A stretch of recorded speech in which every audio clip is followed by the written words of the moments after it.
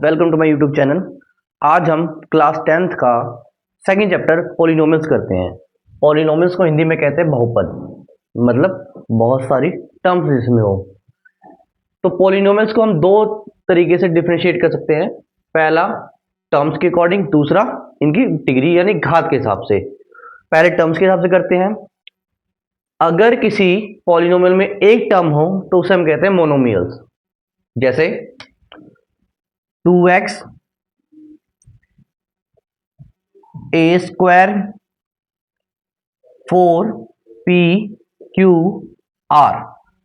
अगर हम टर्म्स के हिसाब से देखते हैं नंबर्स को, पॉलिनोमियल्स को, तो उसमें हम पावर्स को चेक नहीं करते, सिर्फ टर्म्स को ही काउंट करते हैं कि कितनी टर्म्स उसके अंदर प्रेजेंट है। जैसे यहां देखिए 2x, ये एक ही टर्म है, a स्क्वायर पावर 2 है बट टर्म यहाँ पे एक है। 4p/q/r, यहाँ पे भी ये पूरी एक टर्म है। ये साथ में जो लिखा p/q/r ये सब मल्टीप्लाई हो रहे, तो इसे हम एक ही टर्म मान के चलते हैं। बाइनोमियल्स, बाइनोमियल्स ऐसा पॉलिनोमियल होता है जिसमें दो टर्म प्रेजेंट होते हैं। देखिए जैसे a plus b, first term है a, सेकंड टर्म b, दूसरा 2x² प्लस 3। तो इसमें जो पहला टर्म है वो 2x² है और दूसरा टर्म 3 है। ठीक है, आगे देखिए 4p³ प्लस 3r²। तो इसमें फर्स्ट टर्म है 4p³ और सेकंड टर्म है 3r²। यहां पावर नहीं देखना आपको, सिर्फ टर्म्स काउंट करने की कितने टर्म्स प्रेजेंट है। दो टर्म्स है तो ये बाइनोमियल है। तीसरा ट्राइनोमियल्स, अगर किसी पॉलिनोमियल्स में तीन टर्म्स होते हैं या तीन पद होते हैं तो उसे ट्राइनोमियल या त्रिपद कहा जाता है। त्रि मतलब तीन पद वाला। जैसे a plus B plus C, 1 2 3, तीन टर्म्स है। और ध्यान रखिएगा प्लस और माइनस साइन टर्म्स को अलग अलग करते हैं। जैसे 2a² minus 3b plus 4c, पहला term 2a² minus 3b plus 4c। तो यहां पे तीन टर्म्स है, पावर यहां भी 2 है बट हम यहां टर्म्स ही गिनेंगे। अब आते हैं डिग्री के हिसाब से हम टर्म्स को कैसे, पॉलिनोमियल्स को कैसे पढ़ते हैं। पहला है लीनियर। लीनियर मतलब रैखिक। रैखिक कहते हैं हम ऐसे पॉलिनोमियल को जिसकी घात या पावर जो होती है 1 होती है। जैसे 2a, यहां पे एक ही टर्म है और इसकी पावर कितनी है 1 है। अब देखिए दूसरा 2a 3b and 4c, यहां पे तीन टर्म्स है तो ये तो एक त्रिपद हुआ। बट हम यहां पे देख रहे हैं कि लीनियर है या क्वाड्रेटिक है या क्यूबिक है। तो ये एक लीनियर टर्म है क्योंकि इसमें सबकी घात क्या है 1 है।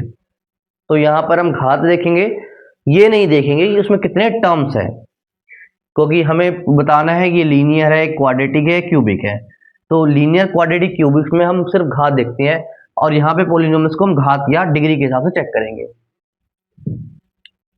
Second 4p 3q 7r and 8s, there are 4 terms but सबकी पावर कितनी है 1 1 1।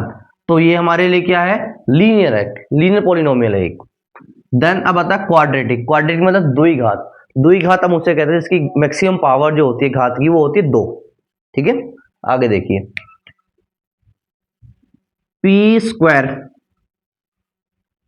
या फिर ax² bx प्लस c, ये क्वाड्रेटिक इक्वेशन या द्विघात की एक स्टैंडर्ड इक्वेशन होती है। आप जो आगे चैप्टर करोगे क्वाड्रेटिक इक्वेशन, उसमें आप इसी इक्वेशन के बारे में पढ़ोगे कि ax² plus bx plus c की क्या होता है, क्वाड्रेटिक इक्वेशन है या नहीं है, ये प्रूव करो। इसमें मैक्सिमम पावर कितनी है इसकी 2 है। तो क्वाड्रेटिक में पावर कितनी होती है मैक्सिमम 2, लीनियर में 1। तो यहां पे घात कितनी है, मैक्सिमम पावर जो है 2 है, किसी भी एक पॉलिनोमियल की हो, कोई सही पॉलिनोमियल। जैसे यहाँ पे x की घात 2 है तो एक क्वाड्रेटिक है। 4x² प्लस 2, यहां टर्म्स 2 है बट मैक्सिमम पावर कितनी है पॉलिनोमियल की 2, तो एक क्वाड्रेटिक इक्वेशन है। अब करते हैं क्यूबिक इक्वेशंस में या पॉलिनोमियल्स में जो घात होती है वो मैक्सिमम 3 होती है, पावर या घात 3 होती है। जैसे p क्यूब, तो यहाँ p की अधिकतम घात कितनी है, मैक्सिमम पावर कितनी है, 3 है, तो ये क्यूबिक पॉलिनोमियल है। 4x cube, 3x square, 7x and 8, यहाँ पे घात 3 भी है, 2 भी है, 1 भी है। तो हमें क्या देखना है कि सबसे बड़ी घात क्या है, सबसे बड़ी घात क्या है, इसमें 3 है। तो 3 अगर है, सबसे बड़ी घात है, तो हम उसे क्यूबिक ही कहेंगे। अगर 3 नहीं होता, सबसे बड़ी घात 2 होती, तो हम उसे द्विघात या क्वाड्रेटिक कहते। और अगर 2 भी नहीं होता, घात 1 होती, तो उसे हम कहते हैं रैखिक या लीनियर पॉलिनोमियल। ठीक है, तो इस तरीके से हम पॉलिनोमियल को डिफरेंशिएट कर सकते हैं उनके टर्म्स पद के अनुसार या फिर डिग्री घात के अनुसार। और वीडियो आपके लिए यूजफुल हो तो प्लीज मेरे चैनल इशित क्लास को लाइक करिए, सब्सक्राइब करिए। Thank you.